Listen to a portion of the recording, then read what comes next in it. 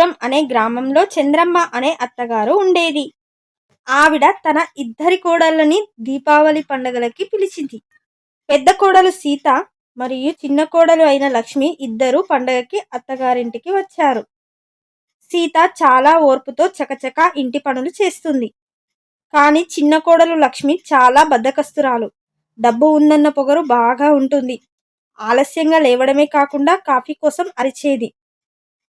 అయితే చంద్రమ్మ కోడళ్ళు వచ్చారనే విషయం తెలియడంతో వారిని చూడడానికి ఊరిలో బంధువులు వస్తారు. సీత వారికి చక్కగా మర్యాద చేస్తుంది.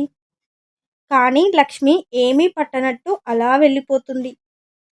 ఆ రోజు రాత్రి బాగా వర్షం రావడంతో చంద్రమ్మ ఇల్లు కురుస్తుంది. అప్పుడు సీత తెలివిగా బకెట్లతో బిందెలతో నీటిని బయటకి పోస్తుంది.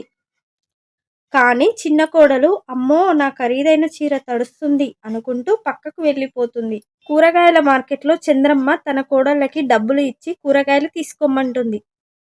అప్పుడు సీత కూరగాయలు మాత్రమే తీసుకుంటే లక్ష్మి మాత్రం దుబారా ఖర్చు చేస్తుంది. ఇంతలో దీపావళి పండగ వస్తుంది. దీపావళి పండగ రోజు సీత ఇల్లు తుడిచి పనులు చకచకా చేసుకుని చక్కగా దీపాలు వెలిగిస్తుంది. కానీ లక్ష్మి మాత్రం తన ఫోన్లో ఫోటోలు దిగుతుంది.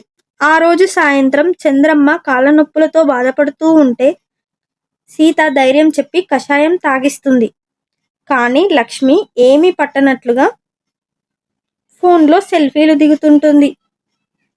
అప్పుడు చంద్రమ్మకి సీత యొక్క గొప్పతనం బాగా అర్థమవుతుంది.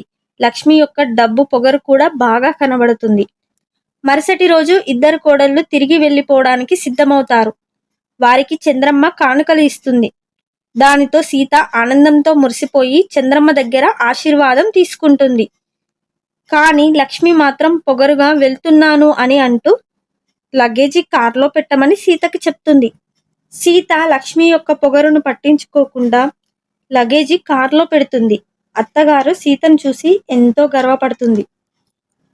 ఇక్కడ డబ్బున్న వారు మన చుట్టూ ఉండడం కంటే మనం ఆపదలో ఉన్నప్పుడు మనకు సహాయం చేసేవారు ఒక్కరైనా మన చుట్టూ ఉండడం అనేది చాలా ముఖ్యం అనేది ఈ కథ యొక్క నీతి.